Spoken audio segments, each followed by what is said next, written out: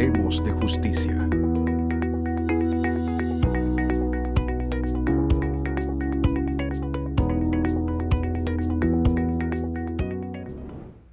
Bienvenidos y bienvenidas al podcast Hablemos de Justicia.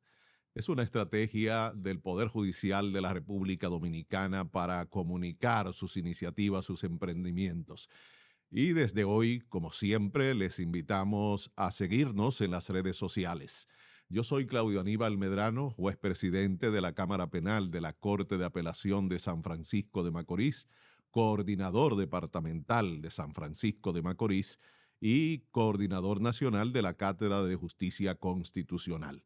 Les voy a acompañar en este día y tenemos la fortuna hoy de que nos acompaña en este podcast, Hablemos de Justicia, el doctor Luis María López Guerra, un nombre que ya les dice mucho a ustedes, y con él contando con esa dilatada experiencia académica que ha tenido en universidades tanto europeas como latinoamericanas, y el hecho de que él funge desde ya como coordinador internacional de la Cátedra de Justicia Constitucional de la Escuela Nacional de la Judicatura. Queremos hablar con él de los emprendimientos que hemos tenido hasta este momento y hacia dónde vamos con la Cátedra de Justicia Constitucional del Poder Judicial. Doctor López Guerra, ¿qué podríamos entender? Porque acabamos de publicar un libro, Justicia Constitucional y Poder Judicial. ¿Qué podríamos entender por justicia constitucional?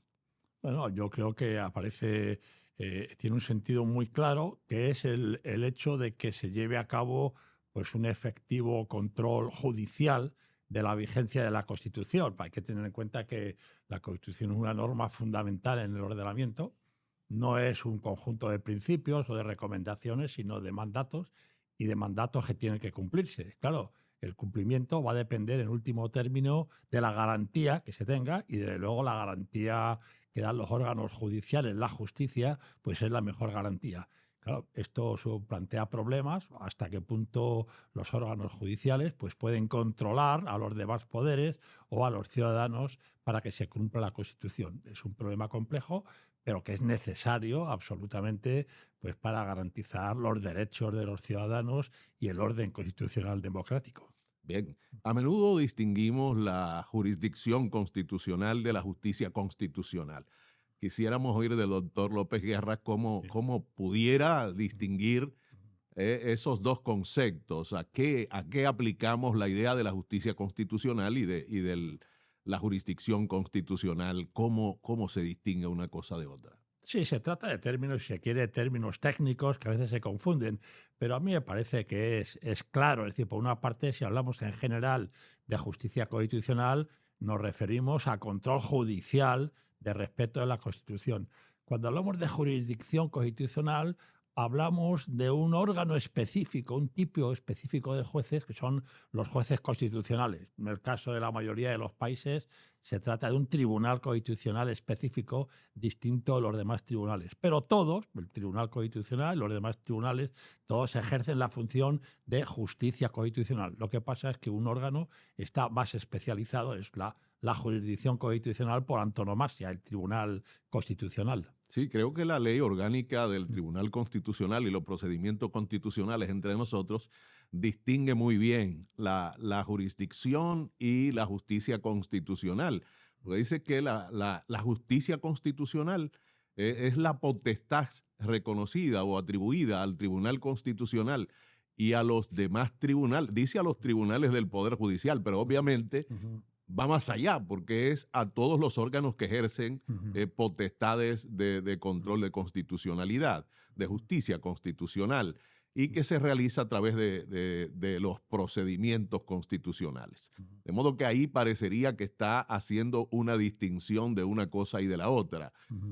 ¿Cuál es el rol ahí que juegan los jueces del Poder Judicial como parte entonces de la justicia constitucional? Un papel fundamental, porque si hablamos de justicia constitucional, estamos hablando de una función general que se produce pues, con ocasión de cualquier pleito, de cualquier tipo de conflicto o de contencioso judicial en el que tenga que intervenir un juez. Entonces, en este caso, se entiende que los jueces, todos los jueces penales, los jueces civiles, laborales, etcétera, pues son los que tienen que llevar a cabo esta labor de defensa y de protección de la Constitución. Entonces, claro, ¿qué ocurre? Que los jueces ordinarios, los jueces penales, civiles, etcétera, se convierten en la primera línea de defensa de la Constitución. Luego hay otras instancias, luego hay un tribunal constitucional, pero obviamente un tribunal constitucional no puede enfrentarse con todos los pleitos que se refieran a la Constitución. Entonces, tenemos la necesidad de que existan unos órganos judiciales ordinarios, comunes, abiertos a todos los ciudadanos que lleven a cabo esta tarea de protección de la Constitución. Y luego, pues ya hay un órgano especializado que revisa si efectivamente se está produciendo o no pues este tipo de protección. Correcto. Bueno, el doctor López Guerra, como decíamos, tiene una dilatada vida académica en las universidades españolas, como el caso de la Universidad Complutense de Madrid, de donde es egresado doblemente, ¿verdad? Como la licenciatura y luego la tesis doctoral, pero también catedrático de la Universidad Complutense de Madrid, de la Universidad de Navarra, de la Universidad de Carlos III de Madrid y ha entrado en contacto, desde luego, en los países de América Latina con la justicia en Perú, Guatemala, El Salvador, en Costa Rica. Recientemente, bueno, para llegar aquí, primero pasó a un encuentro en Costa Rica, invitado por la Corte Interamericana de Derechos Humanos. Y tengo entendido que también ha tenido contacto por las conversaciones tenidas y por otros datos que hemos recabado sobre la trayectoria del doctor López Guerra, que ha tenido contacto incluso con universidades e instituciones judiciales del Medio Oriente, ¿verdad? En Irak y en otros lugares. Eso quiere decir que con el doctor López Guerra nosotros podemos hablar tanto de la constitución cultural, de el universalismo constitucional, como habla don Peter Haberle, o del constitucionalismo transnacional de que nos conversa Luigi Ferrajoli. Es una persona realmente autorizada para hablar de estos temas. Y quisiera entonces, en el marco de esa distinción que se hace entre los sistemas de control de constitucionalidad, de justicia constitucional y los modelos de control constitucional, cómo podríamos distinguir los conceptos y al mismo tiempo cuáles son esos modelos de justicia constitucional. Sí, sí. Hay que tener en cuenta que cada país tiene su contexto, tiene su historia, tiene sus peculiaridades sociales y económicas y por lo tanto pues tiene que adaptar su derecho a aquellas necesidades específicas suyas. Es decir, no se pueden copiar simplemente unos sistemas de un país a otro. Cada país tiene su ordenamiento jurídico, como decía Savigny, su espíritu del derecho, ¿no? Pero así todo... Y esos son los sistemas. Sí, claro, claro. Los Pero sistemas así todo nacionales. hay características comunes digamos, a la especie humana, es decir, que tenemos todos una serie de derechos que se entienden, reconocidos ya de manera universal. Existen también unos conceptos jurídicos porque ha habido una comunicación histórica entre los diversos países y entonces pues existe una cultura jurídica común, podemos decir, de forma que pues puede hablarse de comparación de sistemas y de que hay modelos que son adoptados por unos países o por otros. En el caso este de la justicia constitucional, pues suele hablarse de dos modelos. Quizás habría que hablar ahora, como dice el magistrado Medrano en su artículo publicado recientemente, de tres modelos. Uno, el modelo más antiguo, el que se lleva a cabo en Estados Unidos, en que la justicia constitucional la practican todos los jueces. No tienen un órgano específico, un tribunal constitucional, sino que cualquier juez puede, en su caso, aplicar la Constitución, incluso en algunos supuestos, pues inaplicar las leyes nacionales contrarias a la Constitución. Eso se llama el sistema difuso. Se da mucho poder a los jueces individuales. El otro sistema es un sistema europeo en donde la justicia constitucional se atribuye, en el modelo clásico, fundamentalmente a este órgano específico de que hablábamos, el Tribunal Constitucional, de forma que los jueces ordinarios pues, no tienen ningún papel o tienen un papel más reducido. Y finalmente, pues el modelo que se está adoptando, un modelo mixto, a veces se llama modelo latinoamericano, en que viene a unirse la función de los jueces ordinarios con la función de un órgano específico, el Tribunal Constitucional, modelo que más o menos es el adaptado en República Dominicana.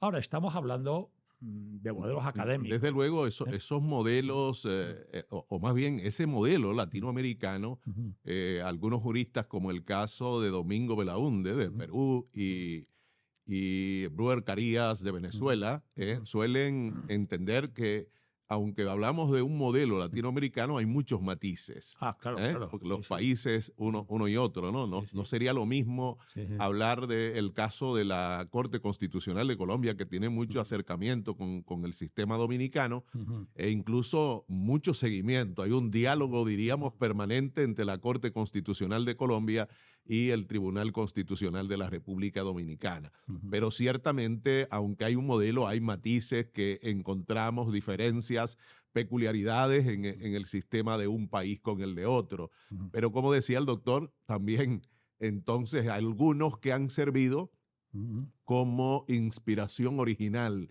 ujú, de esos sistemas nacionales y ahí entonces se inscriben los grandes modelos como nos ha dicho, ¿verdad? Eh, en el caso del de el sistema dominicano, en el acercamiento que ha podido tener en estos días, sobre todo en que hemos estado compartiendo en diversos escenarios temas vinculados con ello, e incluso en la experiencia de ujú. escribir un libro sobre la justicia constitucional y el poder judicial. ¿Cómo podríamos relacionar el sistema de protección, ya no solo de la supremacía de la Constitución, referido a la norma abstracta, sino a la tutela de derechos concretos, Ujú, si lo viéramos de manera comparada, qué sé yo, en Iberoamérica, ujú, entre el sistema italiano, alemán, el español de la República Dominicana, por decir algunos, ¿no? ujú. ¿Cómo podríamos hacer un análisis que permita a las personas que nos siguen, hablando de justicia con nosotros, ¿verdad? En este podcast, Ujú. Hablemos de Justicia, mm, definir el modelo nuestro a partir de su Sí, comparación sí, con esos grandes sistemas nacionales sí. europeos y latinoamericanos. Ciertamente está claro que no puede hablarse de modelos abstractos perfectos, sino que en cada país pues, va adoptando su procedimiento. En el caso latinoamericano, por ejemplo, pues puede haber un tribunal constitucional en muchos países separado claramente de la jurisdicción ordinaria, como del Tribunal Supremo. Puede haber países, estoy pensando en el caso que citaba usted de Costa Rica, en que el órgano jurisdiccional es una sala especializada del Tribunal Supremo. Es decir, hay varias formas. En cualquier caso, pues hay que decir que hay un elemento que es importante en todos los sistemas constitucionales, que es la necesidad, o mejor dicho, la imposibilidad que tiene un solo tribunal de encargarse de todos aquellos casos que tienen que ver con la justicia constitucional, que tienen que ver con la supremacía de la Constitución o que tienen que ver con la defensa de los derechos de los ciudadanos. Estos son, dicho sea de paso, los dos aspectos, a mi modo de ver, más importantes de la justicia constitucional.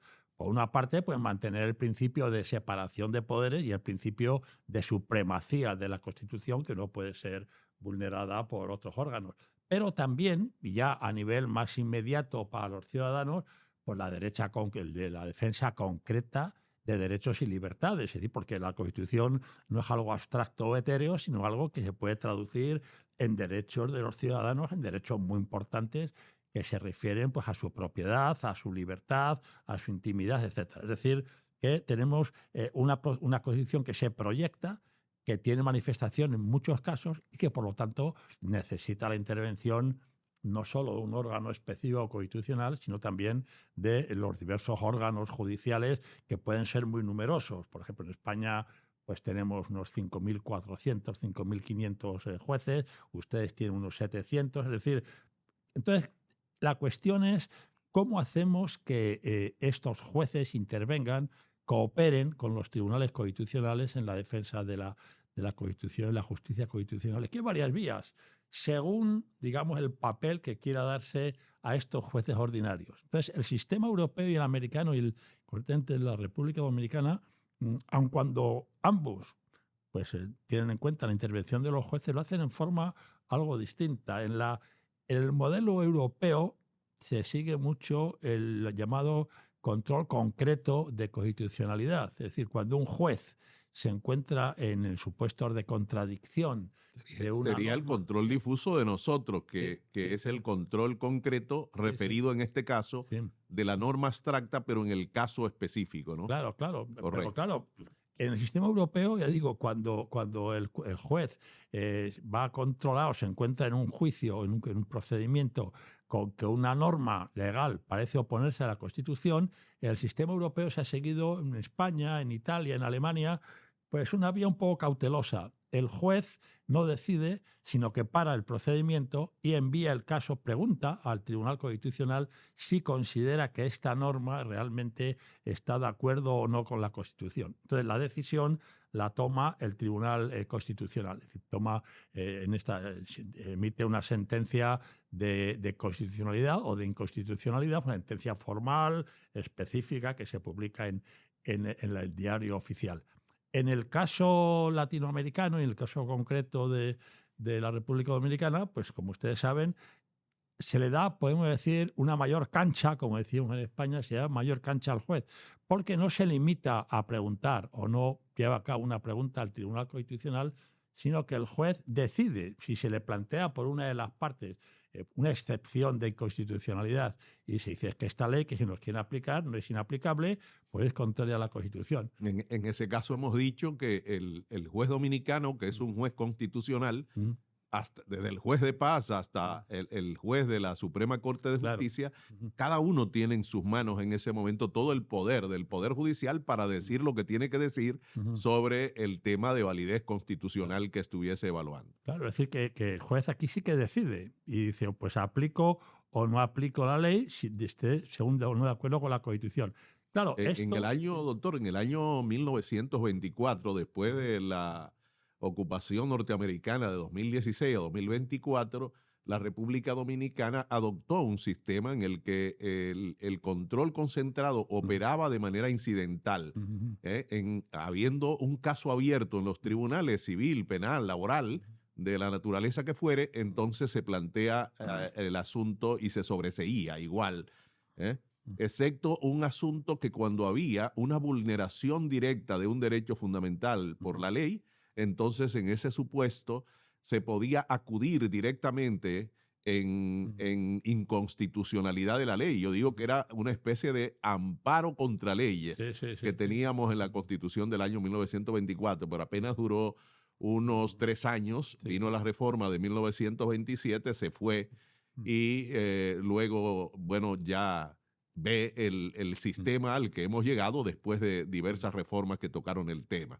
Pero es así, ¿no? No quiere decir que el hecho de que lo tuviéramos en el 1924 implique un implícito enjuiciamiento del sistema de consulta, ¿verdad? Que tiene Costa Rica, que tiene España, que tienen otros países, ¿no? Europeos y americanos. Claro, yo creo que, insisto, en cada país tiene sus propias circunstancias y luego incluso un país pues, puede cambiar de circunstancias a lo largo del tiempo.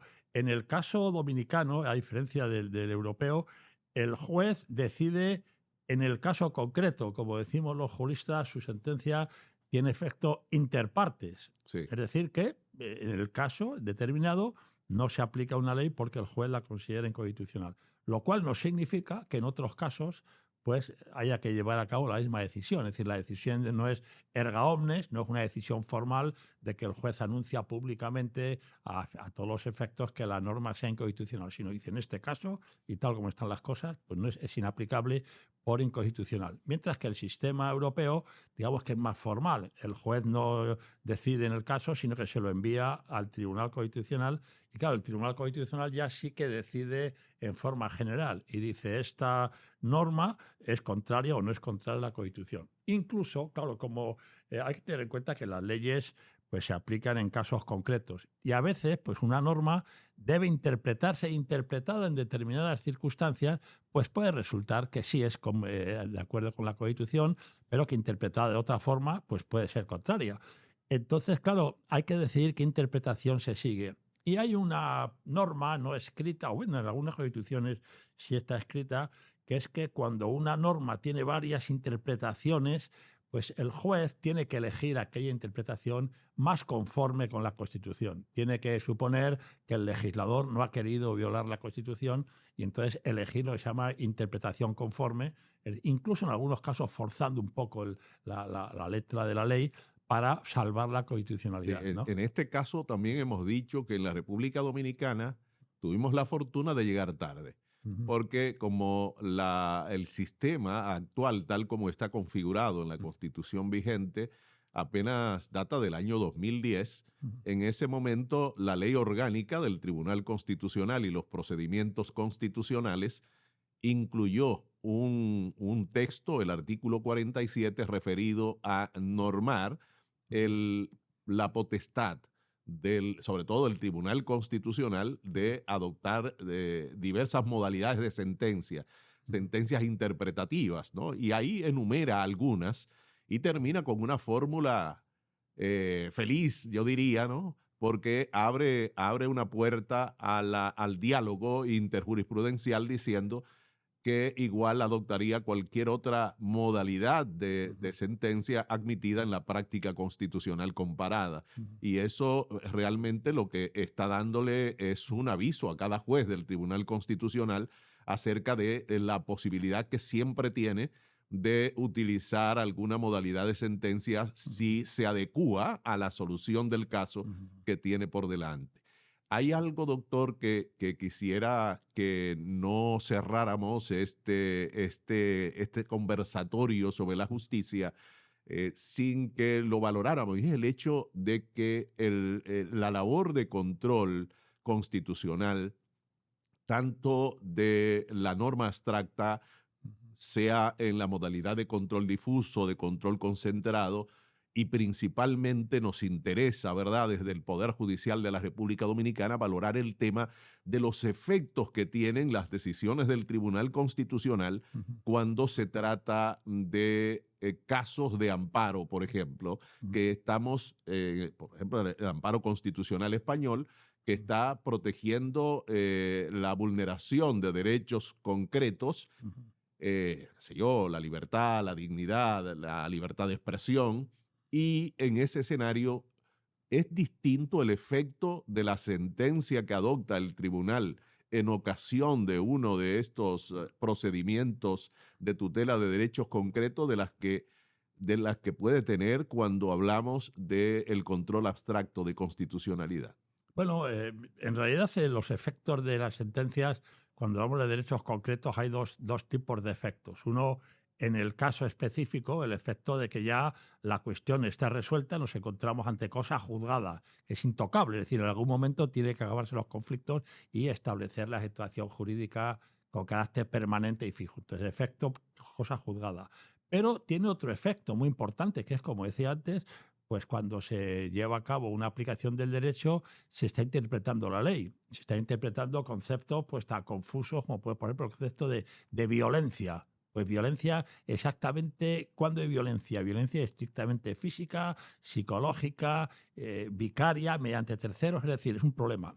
El Tribunal Constitucional, cuando resuelve un caso, en el supuesto de defensa de derechos, pues lo que hace es solucionar el caso, pero da guías a los jueces sobre cómo debe interpretarse la Constitución o la ley en este sentido, hacer una interpretación conforme o una interpretación de la Constitución. Y entonces el tribunal, en este sentido, los fundamentos jurídicos, el razonamiento de la sentencia, no tiene solo un efecto, digamos, técnicamente interpartes, sino un efecto erga omnes contra todos. A partir de ahora, los órganos judiciales, administrativos, laborales, tienen que tener en cuenta que la ley tiene que interpretarse de esa manera y la Constitución tiene que interpretarse de esa manera. De forma que esto vincula en forma muy estrecha pues, a los jueces, vincula incluso a los particulares. Es decir, una persona particular que lleva a cabo una actuación tiene que saber que hay unos límites constitucionales a su margen de apreciación.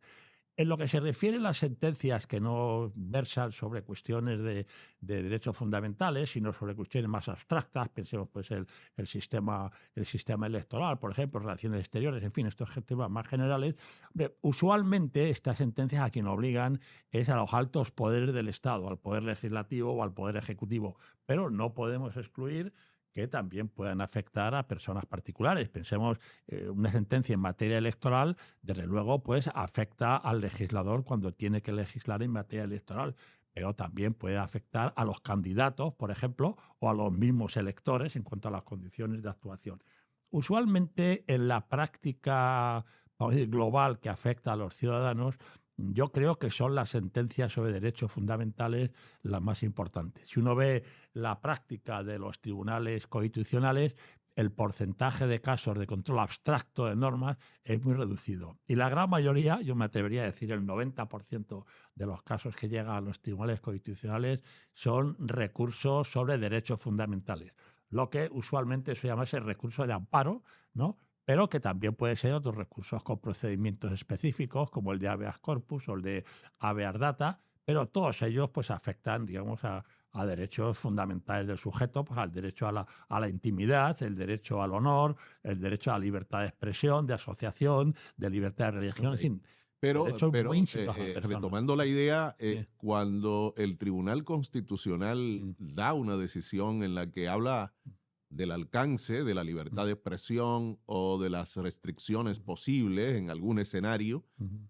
eh, crea una norma, ¿no? Hace una mm, labor de creación al momento de interpretar. mm, Y es precisamente si esa norma, que surge no como un acto de voluntad como mm, ocurre en el escenario del Parlamento, del Poder Legislativo, sino como una labor de creación de derecho por vía de interpretación, tiene menos poder normativo, vinculante, esa norma creada en el escenario de la interpretación de derechos específicos que aquella que nace de la interpretación de la norma abstracta. Claro, vamos a ver, en último término, como decía un juez norteamericano, las predicciones sobre lo que van a hacer los jueces es el derecho. Quiere decir que en último término la norma es la norma interpretada por el juez. Claro, esto plantea una cuestión, ¿hasta dónde llega la capacidad de creación de los jueces? Nosotros estamos en un sistema constitucional democrático donde existe el imperio de la ley como expresión de la voluntad popular. De esta perspectiva, pues la interpretación que pueda dar un juez de una norma en procesos de inconstitucionalidad, a mí me parece que tiene que ser una interpretación que tenga un especial respeto y deferencia por la labor del legislador. Es decir, hay una presunción de constitucionalidad de las leyes aprobadas por el legislador y, por tanto, digamos, la capacidad interpretativa que pueda tener el tribunal a la hora de declarar una norma legal como contraria o como de acuerdo con la Constitución, pues es un ámbito, un margen relativamente estrecho, porque tienen que ser en casos bastante claros de vulneración cuando el juez puede actuar como el juez constitucional, el juez del Tribunal Constitucional puede actuar como legislador negativo. Otra cosa es, vamos a ver, cuando el juez ordinario aplica una excepción de inconstitucionalidad, es teniendo en cuenta el caso concreto, es decir, tienen menos efectos, podemos decir, menos efectos generales. Pero el Tribunal Constitucional, al declarar la inconstitucionalidad de una norma, pues ya está llevando a cabo una labor de creación o, si ustedes quieren, de descreación del derecho, es decir, que viene a anular como legislador negativo. Entonces, yo creo que ahí legislador, el Tribunal Constitucional, pues tiene que mantener esta deferencia al legislador, al principio democrático, y utilizar en lo posible la interpretación conforme de la ley. Interpretación En conforme, los claro. supuestos de derechos fundamentales, como cada caso es distinto, a mí me parece que el juez ordinario y el Tribunal Constitucional pues tienen mucha más libertad de acción, porque lo que suele pasar en estos casos es que hay muchas veces un conflicto de derechos. Por una parte, un derecho fundamental, pensemos la libertad de expresión; por otra parte, otro derecho fundamental, el derecho a la intimidad o derecho al honor. Y claro, cada caso es distinto, y ahí el juez a mí me parece que tiene más libertad para apreciar las circunstancias del caso, ¿no? Ok, eso reclama que se estudie siempre el escenario Ujú, específico ujú, en que se presenta el conflicto para ver en esa pugna que se pueda dar entre derechos fundamentales, ¿verdad? ¿Quién tendría ganancia? Ujú. ¿A quién daríamos el trato preferente, verdad? Y lo que nos da entonces las jurisprudencias son pistas, ¿no? Ujú. El Tribunal Constitucional Dominicano, lo dice la Constitución, de manera expresa, le atribuye a las decisiones del Tribunal Constitucional que, como usted señalaba, del sistema español, que las decisiones son definitivas, irrevocables y que constituyen precedentes vinculantes Ujú. para todos los poderes públicos. Eso indica un mensaje claro hacia los jueces acerca de la deferencia y respeto que tienen que tener por las interpretaciones constitucionales que hace el TC.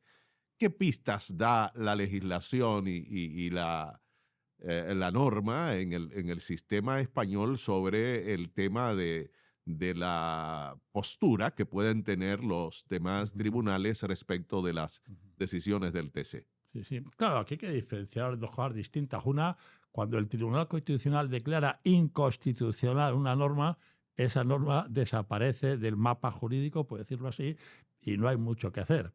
Cuando el Tribunal Constitucional, sin embargo, lo que hace es el establecer una interpretación de la Constitución o de la ley, lo que está dando más es orientaciones. Es decir, la legislación española pues viene a decir que los jueces están obligados a aplicar o interpretar las leyes de acuerdo con la interpretación, con la doctrina dada por el Tribunal Constitucional en todo tipo de procesos. De acuerdo con la doctrina.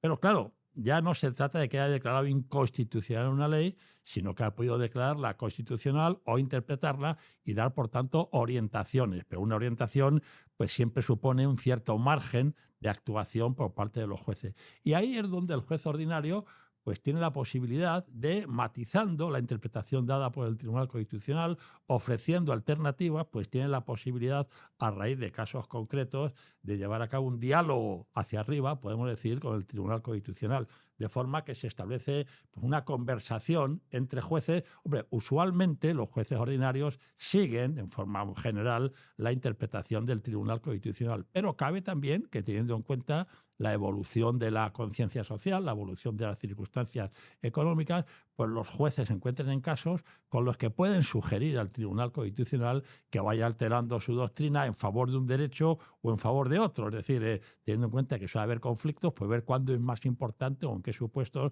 la libertad de expresión, en qué supuestos es más importante el derecho al honor o a la intimidad, etcétera. Es decir, que existe, y yo creo que es el genio un poco del sistema dominicano actual, en que posibilita este tipo de diálogo de forma que sean todos los jueces, siempre con la superior posición del Tribunal Constitucional, los que lleven a cabo la defensa de la Constitución. Bueno, el podcast Hablemos de Justicia es una estrategia del Poder Judicial destinada a tener acercamiento con la ciudadanía, con la comunidad. Y cuando uno está tratando temas como estos, apasionantes, con alguien que tiene tanto que compartir con nosotros como el doctor López Guerra, indudablemente que el tiempo le sabe a poco. Y no quisiera cerrar sin que usted nos diera alguna valoración sobre ese trabajo que acabamos de entregar a la ciudadanía en la República Dominicana, justicia constitucional y poder judicial. ¿Qué, qué tanto puede esta obra contribuir a la labor de fortalecimiento de la cultura institucional, constitucional del Estado de Derecho en la República Dominicana? Sí, yo creo que es muy importante. Ustedes tienen ya 14 años de vigencia de la Constitución. Es posible yo con 14 años pues hacer un poco de balance de cuál es el resultado. Y este libro es interesante porque viene a tocar en la justicia constitucional pues las diversas ramas, diferente al cuestión abstracto, al recurso de amparo, al recurso de habeas corpus, al recurso de habeas data. Y entonces yo creo que es útil desde dos perspectivas técnicas. De luego es útil para el lector general o para el académico, pero técnicamente es útil por una parte para los jueces, para saber pues, cuáles son estas líneas de conducta que se derivan de la Constitución y de la ley orgánica del Tribunal Constitucional. Y también es muy importante, y esto lo digo porque creo que es un elemento fundamental, para el abogado, es decir, para el que tiene que actuar defendiendo los derechos de los ciudadanos. Entonces, da consejos a los jueces sobre cómo deben actuar y da consejos a los ciudadanos, perdón, a los abogados sobre qué líneas procesales deben seguir y qué requisitos deben cumplir. Entonces, yo creo que es muy útil no solamente de la perspectiva académica, sino de la perspectiva profesional y de la perspectiva de los letrados en defensa de derechos. Bien, bueno, para cerrar, doctor, en el día de ayer, mientras presentamos la Cátedra de Justicia Constitucional en el escenario de Pucamaima en Santiago, advertimos que usted hizo una referencia en algún momento al grado de eficacia que tiene digamos, la dimensión de tutela a nivel internacional, regional, de los derechos humanos con el proceso de integración económica en alguna determinada región, como para conectar el nivel de incidencia que puede tener el sistema regional en términos económicos sobre la conducta de los estados respecto de su sujeción al derecho regional, como el sistema interamericano, y desde luego el ejemplo sería el sistema europeo de derechos humanos. ¿Cómo pudiera, en breves palabras, para cerrar, decirnos esto?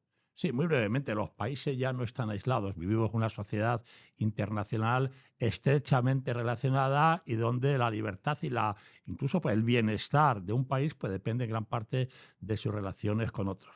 Esto está suponiendo una mayor integración. Por el momento, integración, aunque hay una cierta integración, digamos, decir, mundial en algunos aspectos, sin embargo, los procesos de integración cultural y económica son sobre todo regionales, bueno, a nivel europeo, a nivel americano, más lentamente a otros niveles, asiático, africano. En el caso europeo, el nivel de integración económica está suponiendo que cada vez más el mundo jurídico sea un mundo jurídico europeo donde existe pues una dependencia muy considerable de estos acuerdos y tratados internacionales, sobre todo el Convenio Europeo de Derechos Humanos o los tratados referentes a la Unión Europea. Y esta unión económica está provocando una mayor integración jurídica. En el caso americano, y sobre todo en el caso latinoamericano, existen unos procesos similares, quizás, digamos, más lentos desde la perspectiva, sobre todo, de la integración económica, porque digamos que la tradición pues, es menor.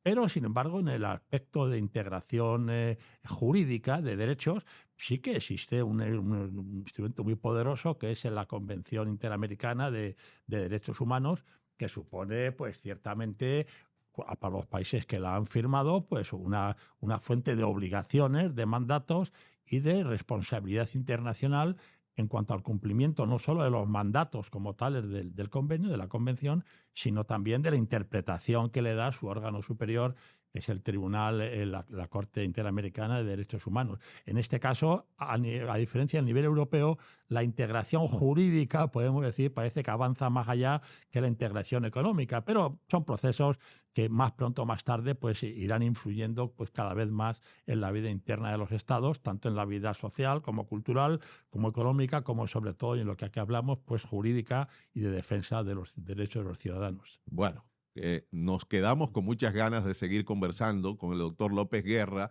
sobre estos temas apasionantes y creo que ha llegado con mucha claridad a la ciudadanía el mensaje que hemos querido compartir en este podcast Hablemos de Justicia. Muchísimas gracias por estar con nosotros y como decíamos al principio, esperamos que se suscriban y nos sigan en las líneas tanto este segmento de Hablemos de Justicia como los que van a venir en el porvenir inmediato.